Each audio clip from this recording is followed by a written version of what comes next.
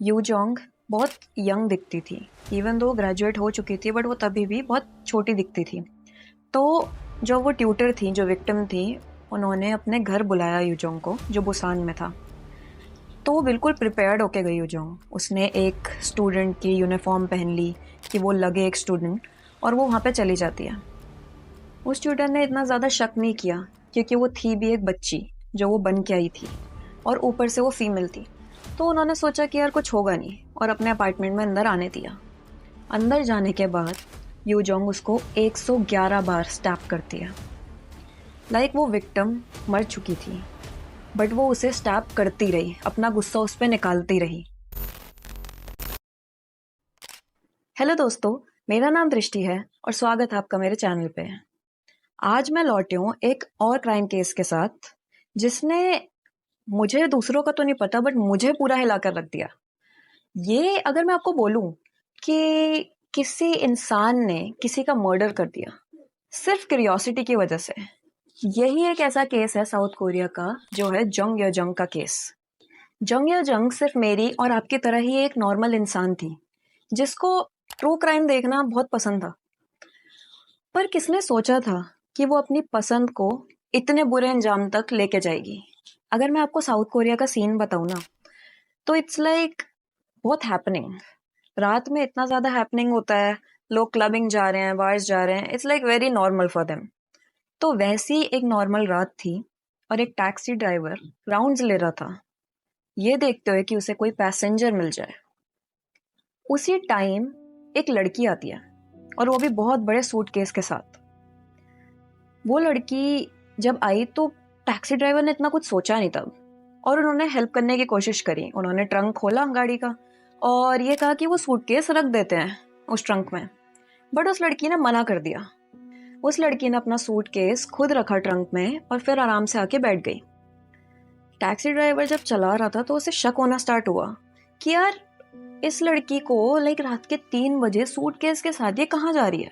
Like अगर जा भी रहे होते, अगर रात में कोई ऐसे सूटकेस लेके जाता तो या तो एयरपोर्ट जा रहा होगा, है ना, या तो कोई ट्रांसपोर्ट लेने जा रहा होगा। बट वो एक ऐसी जगह पे जा रही थी, एक पार्क में जा रही थी जो एक रिवर के पास था। तो उसे शक हो रहा था कि यार, ये एक ऐसी जगह है, लाइक ऐसा क्यों। तो टैक्सी ड्राइवर ने जब उस लड़की को पार्क के पास छोड़ा तो वो बाहर निकला। वो लड़की अपने रास्ते चली गई। तो वो बाहर निकल के ना स्मोक करने लगा। 20 मिनट बाद वो लड़की वापस आई, वो भी बिना सूटकेस के, और उस टैक्सी ड्राइवर से कहती है कि मुझे आप वापस छोड़ दीजिए।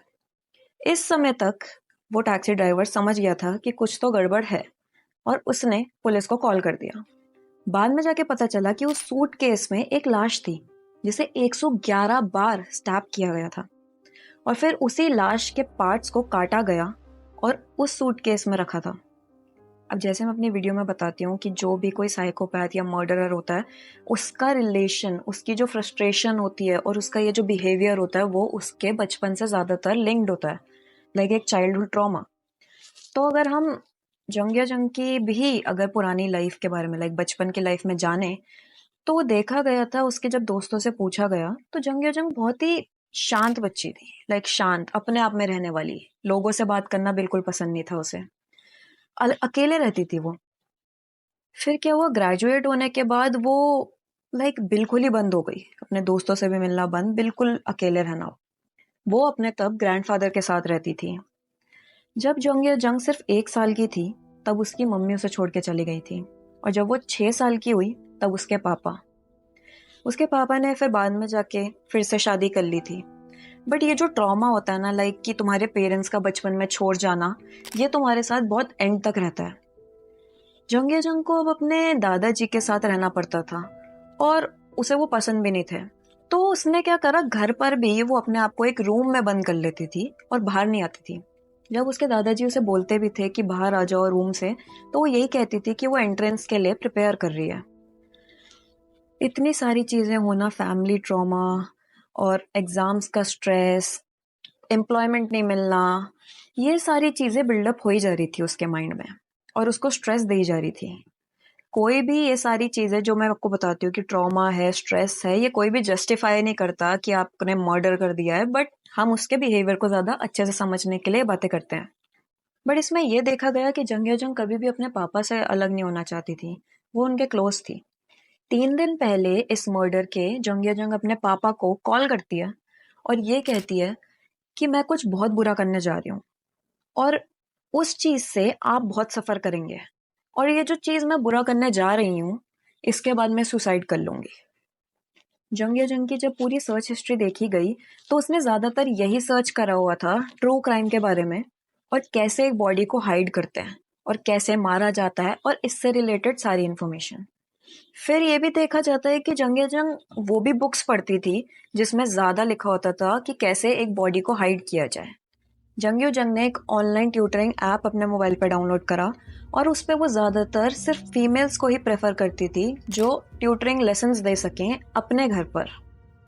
उस ऐप पर जंग जंग एक ऐसी औरत होने का दावा कर रही थी जो एक 9th ग्रेडर की माँ थी और वो अपनी बेटी के लिए इंग्लिश ट्यूटर ढूंढ रही थी। महीनों तक सर्च करने के बाद और कुछ 50 से भी ज़्यादा लोगों को सर्च करने के बाद वो एक ऐसी फाइनलाइज करती है लड़की जो 26 साल की विक्टिम थी। अब फाइनली क्राइम को अंजाम देने का वक्त आता है। यू जोंग बहुत यंग दिखती थी, इवन दो ग्रेजुएट हो चुकी थी, बट वो तभी भी बहुत छोटी दिखती थी। तो जो वो ट्यूटर थी, जो विक्टिम थी, उन्होंने अपने घर बुलाया यूजोंग को जो बुसान में था। तो वो बिल्कुल प्रिपेयर्ड होके गई यूजोंग। उसने एक स्टूडेंट की यूनिफॉर्म पहन ली कि वो लगे एक स्टूडेंट, और वो वहाँ पे चली जाती है। उस ट्यूटर ने इतना ज़्यादा शक नहीं किया क्योंकि वो थी भी एक बच्ची जो वो बन के आई थी, और ऊपर से वो फीमेल थी। तो उन्होंने सोचा कि यार कुछ होगा नहीं, और अपने अपार्टमेंट में अंदर आने दिया। अंदर जाने के बाद यूजोंग उसको 111 बार स्टैप करती है। लाइक वो विक्टिम मर चुकी थी, बट वो उसे स्टैप करती रही, अपना गुस्सा उस पर निकालती रही। स्टैप करने के बाद यूजोंग उस अपार्टमेंट से निकलती है और पास ही के स्टोर से ट्रैश बैग्स और ब्लीच लेने जाती है उस बॉडी को डिस्पोज करने के लिए। वापस अपार्टमेंट में आने के बाद यूजोंग उस बॉडी का एक एक पार्ट पूरा काटती है, डिसमेंबर करती है, और फिर उसकी पूरी उंगलियां, लाइक वो उंगलियां काट देती है कि ताकि उसको कोई आइडेंटिफाई ना कर पाए। उसका वॉलेट, उसका आईडी कार्ड, उसका फोन सब छुपा देती है कि कोई जान ना पाए कि वो असली में विक्टिम कौन थी। ये करने के बाद वो सारे पार्ट्स को उस लगेज में डालती है और फिर उस लगेज को लेके एक पास ही के पार्क में जा रही होती है फेंकने के लिए। युजोंग को लगा था ये एक परफेक्ट मर्डर प्लान है, बट बहुत सारे सीसीटीवीज ने उसे कैप्चर करा। बहुतों में तो ये भी देखा गया कि वो स्ट्रगल कर रही थी उस लगेज को खींचने में और ले जाने में। जब पुलिस ने पूछा युजोंग से कि उसने ये मर्डर क्यों किया, तो उसका जो कन्फेशन था वो बहुत ही ज्यादा इनकंसिस्टेंट था। पहले तो वो ये कह रही थी कि उसने मर्डर नहीं करा और बस उसने वो बॉडी मूव करी है। बाद में वो ये कहने लगी कि एक आर्ग्यूमेंट की वजह से हुआ था, एंड एंड में जाके उसने फाइनली कन्फेस किया कि उसे ट्रू क्राइम और इन सब में बहुत इंटरेस्ट है और इन्हीं की वो बुक्स पढ़ती है। इस वजह से उसने जाके ये मर्डर को अंजाम दिया।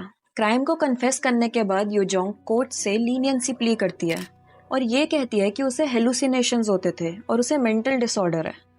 बट कोर्ट इसको रिजेक्ट कर देता है क्योंकि यूजोंग बहुत महीनों से इस चीज के बारे में सर्च कर रही थी। इवन यूजोंग का साइकोपैथिक टेस्ट हुआ था और उसमें उसका स्कोर बहुत हाई आया था, and that proves she is a psychopath, she is a cold hearted person. But ये चीज साइकोपैथिक होना ये जस्टिफाई नहीं करती कि तुम एक मर्डर कर दो।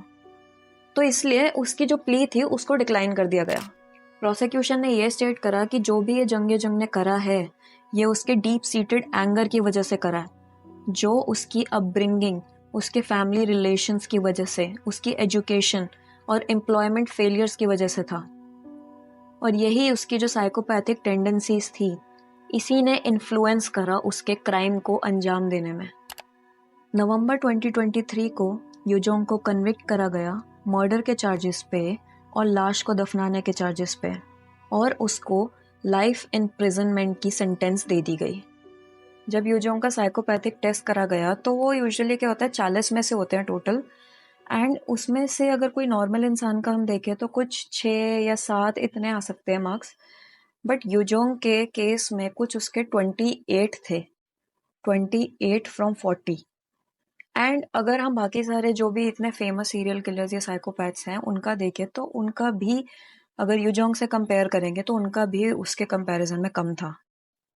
अगर इस केस को नहीं रोका जाता टाइम पे और अगर टैक्सी ड्राइवर नहीं बताता उस समय, तो ये डेफिनेटली एक सीरियल किलर केस बन सकता था, क्योंकि इस पॉइंट पे रुकना फॉर हर, और जैसे उसके स्कोर्स देखे गए इस टेस्ट में, इट वाज क्लियर कि वो ये करती आगे, एंड इसको रोकना बहुत इम्पोर्टेंट था।